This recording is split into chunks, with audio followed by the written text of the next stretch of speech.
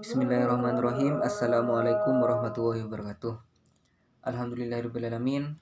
Wassalatu wassalamu ala asyrafil anbiya'i wal mursalin Sayyidina Muhammadin wa ala alihi wa sahbihi ajma'in, amma ba'du. Yang saya hormati Ustazah Aisyah Ajhuri selaku dosen pengampu ilmu lughah al-Arabi, dan juga teman-teman BSA 1 yang saya banggakan. Pada pertemuan kali ini, saya Agil Muhammad Halidi akan mempresentasikan tentang ilmu dalalah.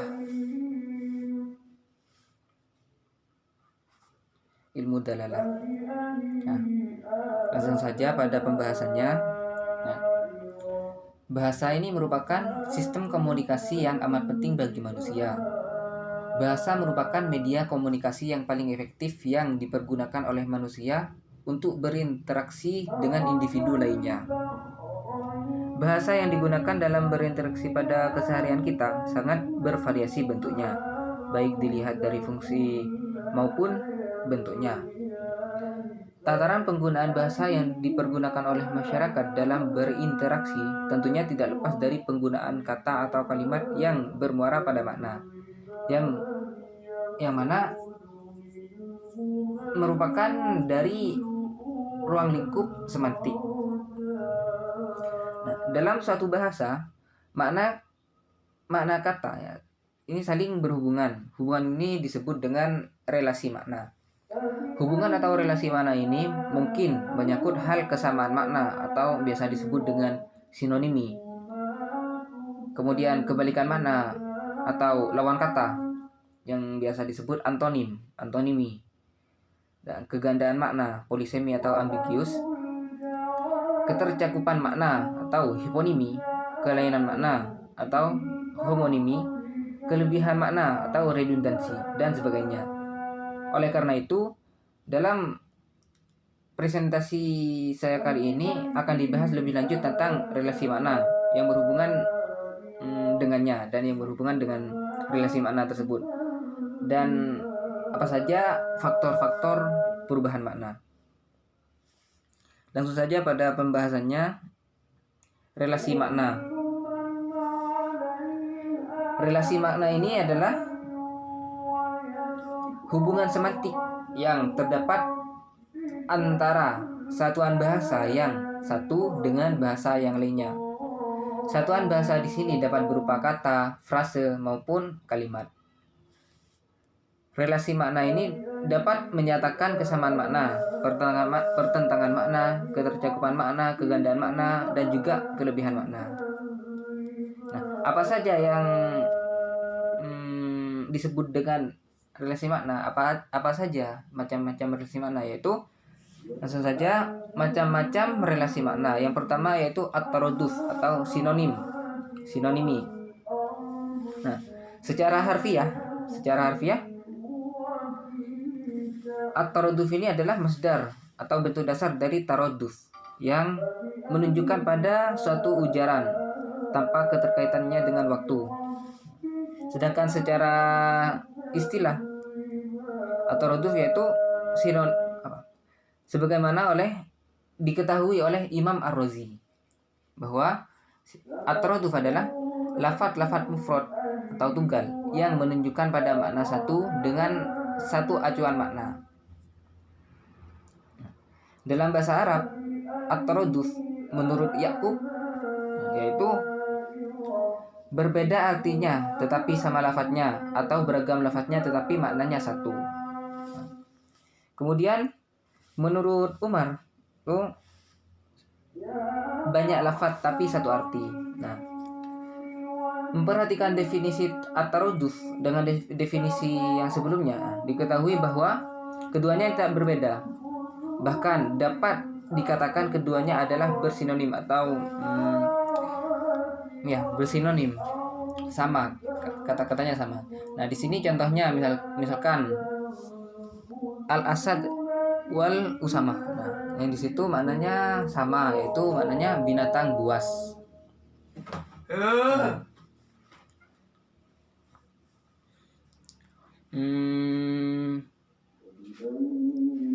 Kemudian perbedaan pendapat ulama mengenai at-taraduf. Ulama linguistik Arab pada abad ke-4 ramai berselisih pendapat tentang eksistensi taraduf atau sinonim dalam bahasa Arab. Sebagian menolak adanya taraduf, ada juga yang menyatakan adanya taraduf. Dan ada orang yang berlebihan dalam memahami adanya taraduf, sehingga ada di antara mereka berpendapat bahwa satu makna atau substansi bisa jadi memiliki ratusan kata atau sinonim untuk mengungkapkannya. Nampaknya penolakan taraduf baru muncul pada akhir abad ketiga, tepatnya ketika Sa'lab yang menyatakan pengingkarannya terhadap taraduf. Pendapat ini diikuti oleh muridnya yang bernama Ibnu Faris, karena sebelum paruh terakhir abad ketiga Hijriah tidak ditemui catatan ulama linguistik yang menolak taraduf. Berikut ini adalah ungkapan Ibnu Faris sebagaimana yang dikutip oleh As-Suyuti dalam Al-Muzhir. Itu sesuatu diberi banyak makna dan berbeda-beda seperti Muhindun, Saifun, dan Hisamun. Ketiganya ini dapat diartikan sebagai pedang. Sebenarnya yang nama adalah yang masyhur adalah Saif, yaitu pedang. Yang selainnya itu merupakan sifat. Ada juga orang-orang yang berpendapat bahwa nama-nama tersebut bukan menunjukkan pada satu nama, dan juga bukan sifat yang bukan makna yang lain. Mereka berkata bahwasanya fi'il atau kata kerja. Juga demikian, misalnya kata dhahaba dan intolaqoh. Semuanya diartikan dengan pergi, dan juga lafadz qa'adah dan jalasah. Keduanya ini diartikan dengan duduk. Mereka berpendapat bahwa dalam kata qa'adah ada makna yang tidak terdapat pada kata jalasah, dan seterusnya. Penolakan terhadap taraduf, ini terbuka dalam ungkapan apa yang dianggap sebagai sinonim sebenarnya bukan sinonim. Seperti itu. Mengomentari pendapat ulama tentang ketidakeksistensi taraduf, At-Taj As-Subuki menyatakan bahwa memang ada orang yang mengingkari eksistensinya dalam bahasa Arab dan menganggap semua yang disangkanya sebagai taraduf sebenarnya merupakan hal yang memiliki perbedaan sesuai perbedaan yang ada pada sifat-sifatnya.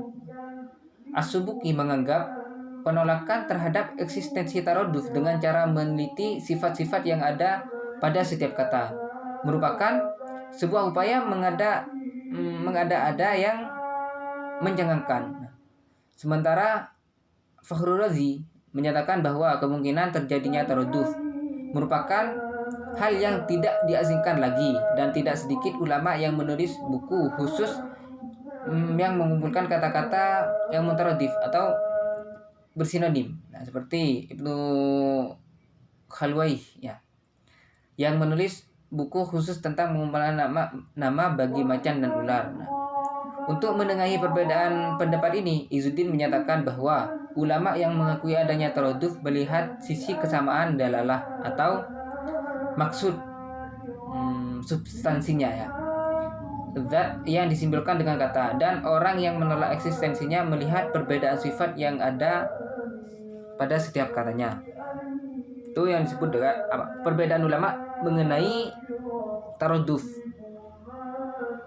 Kemudian at-tadad atau antonim.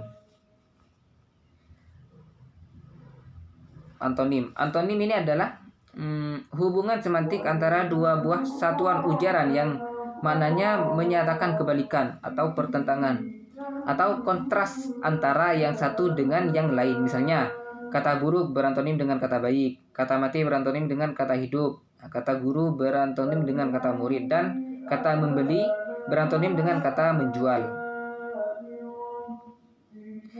Dalam kajian linguistik Arab, antonim sama dengan at-tadad karena menurut Rafi yang disebut dengan at-tadad adalah satu kata yang mengandung dua makna yang kontradiktif. Sedangkan menurut Taufikur Rahman, nah, itu dua buah kata atau lebih yang maknanya dianggap berlawanan. Disebut dianggap berlawanan karena sifat berlawanan dari dua kata yang berantonim ini relatif. Misalnya kata aljun ya, yakni yang berlawanan dengan yang maknanya putih dan hitam. Kemudian kata al-jalal ya, maknanya yakni yang terhormat dan yang hina. Nah, ad-dorih yang berarti yang minta tolong dan yang menolong. Nah, al-musjur yang artinya penuh dan kosong. Nah, dan kata al-bas yang maknanya halal dan haram dan lain sebagainya. Kemudian macam-macam at-tadodnya dalam bahasa Arab. At-tadod dalam bahasa Arab ini dapat dibagi menjadi beberapa jenis, yaitu yang pertama at-tadod al-had atau antonim yang tidak berjenjang seperti hayyun dan mayyitun. Nah, itu. Kemudian yang kedua at-tadod al-mutadarrij atau antonimi yang berjenjang seperti barid dan sakhon. Nah, karena panas dan dingin ya itu merupakan yang berjenjang. Nah, seperti itu. Kemudian yang ketiga at-tadod al-aks atau antonim berpasangan seperti istaro dan ba'ah. Kemudian at-tadod al-ittijahi atau antonim arah seperti a'la, asfala, tahta, faqo dan lain sebagainya. Itu yang disebut dengan at-tadod atau antonimi. Kemudian polisemi. Polisemi ini adalah sebuah kata atau satuan ujaran yang mempunyai makna lebih dari satu. Nah, contohnya misalkan ya, makna kata kepala yang setidaknya mempunyai makna bagian tubuh manusia. Nah, ketua atau pemimpin, atau sesuatu yang berada di sebelah atas dan sebagainya. Nah, dalam kajian linguistik Arab, polisemi sama dengan al-ishtirakul lafzi. Karena menurut Wafi yang disebut dengan al-ishtirakul lafzi adalah satu kata yang mengandung beberapa arti yang masing-masingnya dapat dipakai sebagai makna yang denotatif atau hakikat ya, dan bukan makna konotatif atau majaz. Nah, misalnya di sini kata al-khol ya, al-kholi ya, al-kholu ya, yang berarti paman. Itu bisa juga berarti tai lalat di wajah atau awan dan otak yang gemuk. Yakub mendefinisikan mustarok yaitu setiap kata yang mengandung lebih dari dua makna antara yang satu dengan yang lain tidak ada persamaan. Jika demikian halnya, maka ditemukan persamaan pengertian antara polisemi dengan al-ishtirakul lafzi.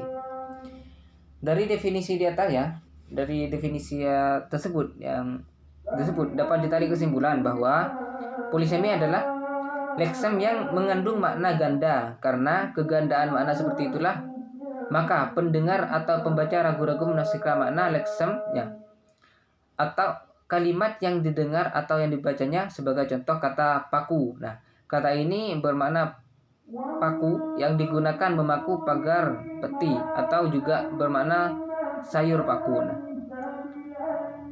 untuk menghindarkan kesalahpahaman, tentu kita harus melihat konteks kalimat atau bertanya pada pembicara apakah yang ia maksudkan dengan kata yang bermakna polisemi tersebut. Kemudian homonimi. Homonimi adalah hubungan antara dua kata ya atau lebih sedemikian rupa sehingga bentuknya sama dan maknanya berbeda. Homonimi adalah dua buah kata atau satuan ujaran yang bentuknya kebetulan sama, namun maknanya berbeda karena masing-masing merupakan kata bentuk ujaran yang berlainan.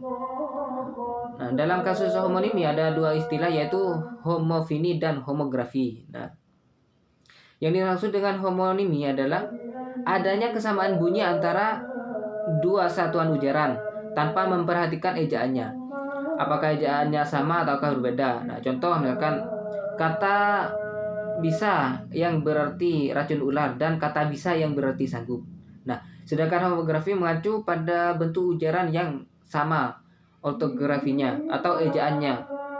tetapi ucapan dan maknanya tidak sama. Contohnya kata memerah yang berarti melakukan memerah ya, yang berarti melakukan perah, dan kata memerah yang artinya menjadi merah, memerah. Nah, seperti itu.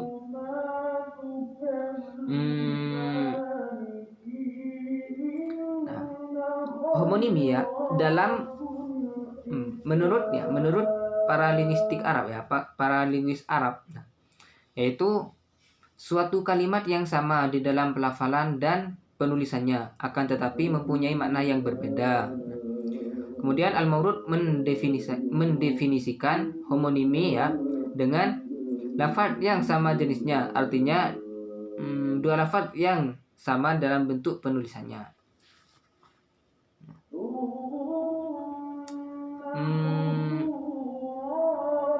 Di sini ya banyak ya, ada beberapa macam-macam homonimi. Nah, yaitu homonimi antar morfem, antar kata, antar frase, dan antar kalimat.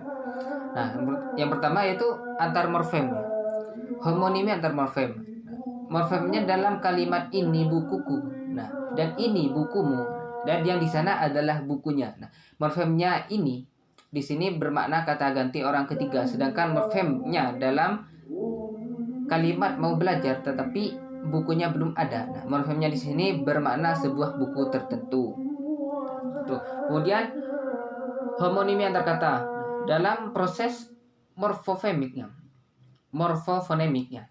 Kita mengenal kata mengukur dan mengukur. Nah, kata mengukur diturunkan dari kata kukur dan mengukur diturunkan dari kata ukur. Nah, kita juga mengenal homonimi lain seperti mengurus dari kata kurus. Nah, seperti itu. Dan mengurus dari kata kurus.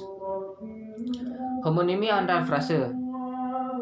Frase guru bahasa Inggris dapat diparafrasikan ya, dengan guru mengenai atau tentang bahasa Inggris dan guru bahasa Inggris ya. Pidato presiden yang terakhir. Nah, sama dengan parafrasis presiden itu yang terakhir. Nah, seperti itu.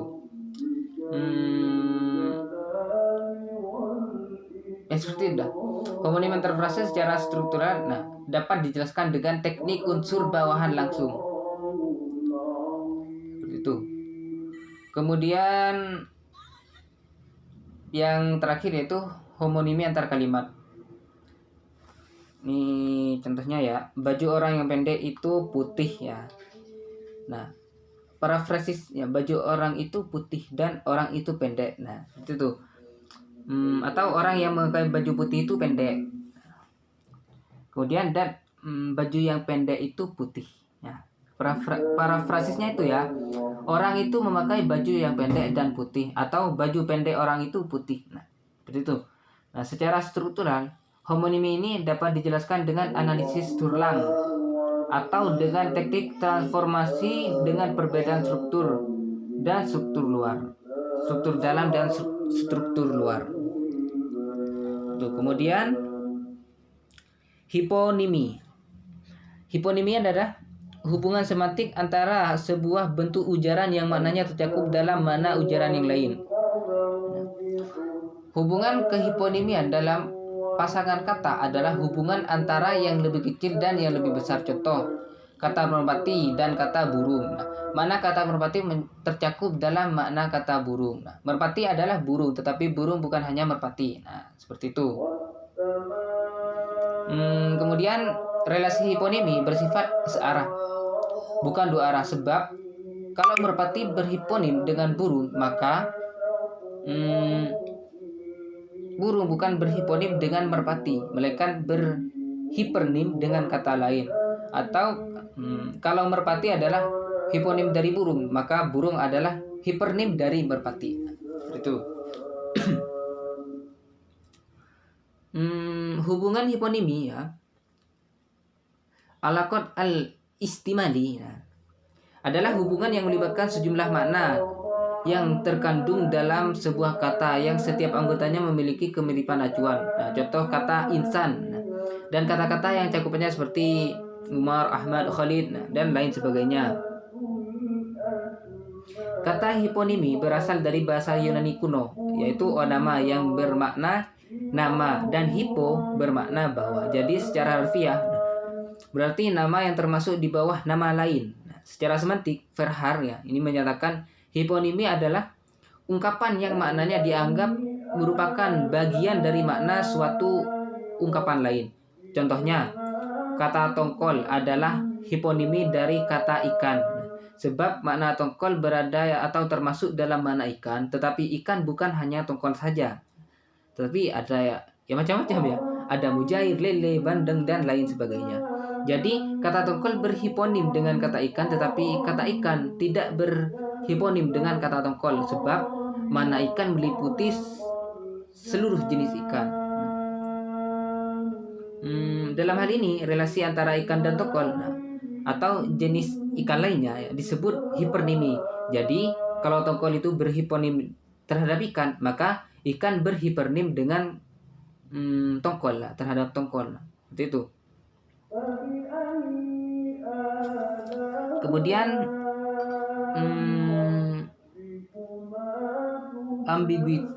ambiguity atau ketaksaan. Ambiguity ya atau ketaksaan adalah gejala dapat terjadinya kegandaan makna akibat tafsiran gramatikal yang berbeda. Tafsiran gramatikal yang berbeda ini umumnya terjadi pada bahasa tulis, karena dalam bahasa tulis unsur suprasegmental tidak dapat digambarkan dengan akurat. Misalnya bentuk buku sejarah baru dapat ditafsirkan maknanya menjadi buku sejarah ini baru terbit, atau buku itu memuat sejarah zaman baru. Seperti itu. Dari sudut pandang linguistik murni, ada 3 bentuk kegandaan makna atau ambiguitas, yaitu sebagai berikut ya. Yang pertama, ketaksaan leksikal.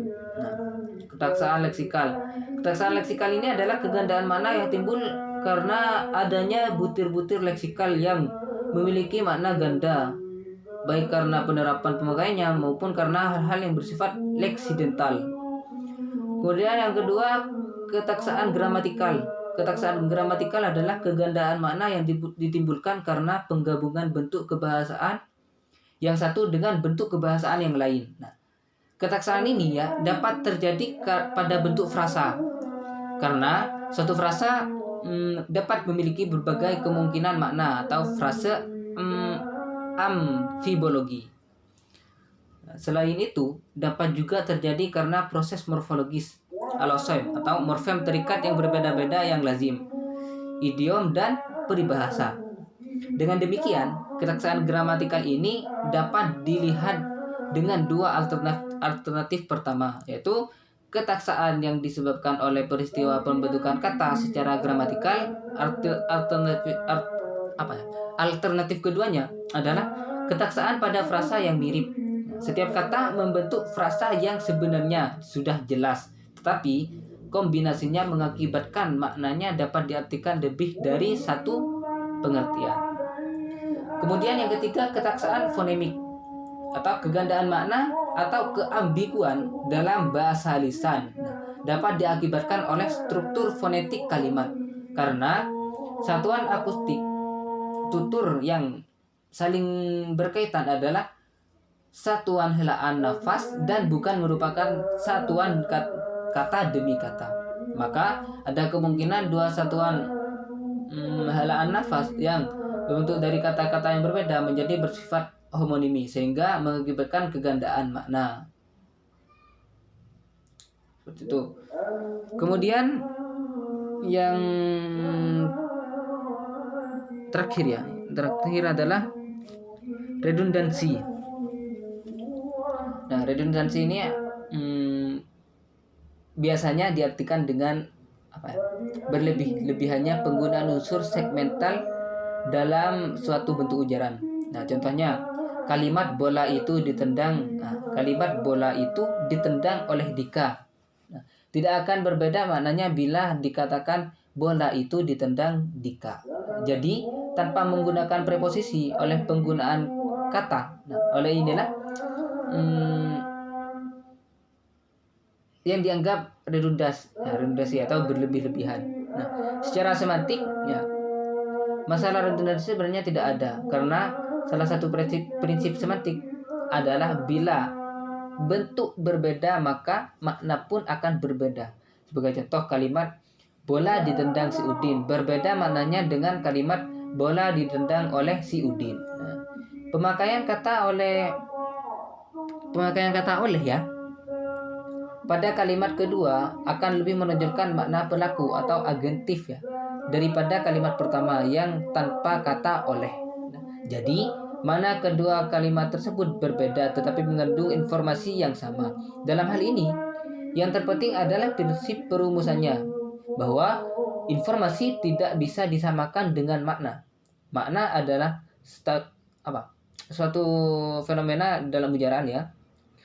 Sedangkan informasi adalah sesuatu yang luar ujaran.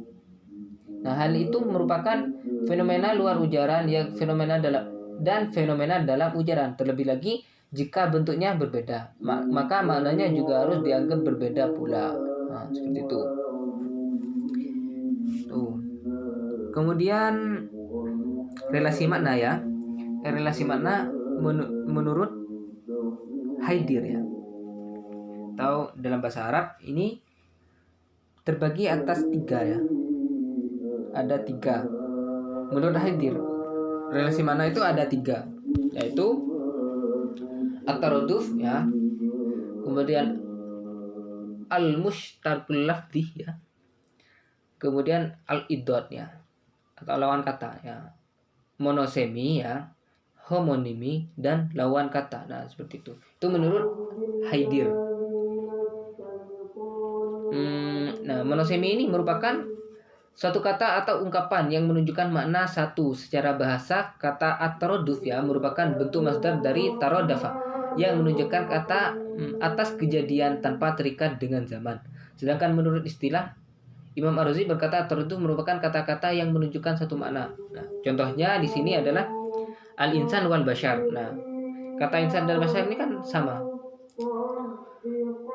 mempunyai kesamaan arti ya. Kemudian yang kedua homonimi atau al-mushtarakul lafzi ya. Homonimi ini adalah merupakan suatu kata ya yang menunjukkan banyak makna. Nah, contohnya kata jadun atau al-jaddu ya, memiliki 3 makna, yaitu abu atau abul atau abul ab ya, bapak dari ayah atau ibu, atau bagian atau sebagian. Kemudian yang ketiga adalah al-idad, lawan kata. Lawan kata ini adalah merupakan 2 kata yang memiliki perbedaan makna atau sering dikenal dengan lawan kata ya, antonim. Contohnya zakaro, unsa, dan hayun dan mayitun. Nah, seperti itu. Nah, masalah lain dalam sedikit tambahan tentang perbedaan antara homonimi dan polisemi ya. Nah, bagaimana ya cara menentukan 2 kalimat yang sama apakah homonimi ataukah polisemi? Nah, ya. Ini tambahannya ya sedikit. Mohon maaf tadi belum sempat ditambahkan ya. Nah, yang patokan pertama yang harus dipegang oleh kita ya adalah bahwa homonimi itu adalah merupakan 2 buah bentuk ujaran atau lebih yang kebetulan ya, bentukannya atau penulisan atau pelafalannya sama, sedangkan maknanya tentu saja berbeda jauh. Sedangkan polisemi adalah bentuk ujaran yang mempunyai makna lebih dari 1. Nah, mana-mana yang ada di dalam polisemi ini walaupun berbeda tapi dapat dilacak secara etimologi dan semantik, bahwa mana-mana itu masih mempunyai hubungan. Sebaliknya, makna-makna yang ada dalam homonimi tidak mempunyai hubungan sama sekali. Contohnya, makna kepala. Nah, hubungan makna kepala pada bentuk kepala surat dan kepala jarum, nah, bisa ditelusuri berdasarkan dari makna leksikal kata kepala itu. Namun, kita tidak bisa melacak kata hubungan makna kata bisa dan yang bermakna racun ular dan makna bisa yang bermakna sanggup. Nah, jelas di antara keduanya tidak ada hubungan sama sekali. Nah, Seperti itu. Kemudian faktor-faktor perubahan makna. Faktor-faktor perubahan makna ya. Menurut Maillet ya, seorang linguistik Prancis, dalam Mukhtar menyebutkan ada 3 faktor utama penyebab terjadinya perubahan makna, yaitu faktor bahasa, sejarah, dan faktor sosial.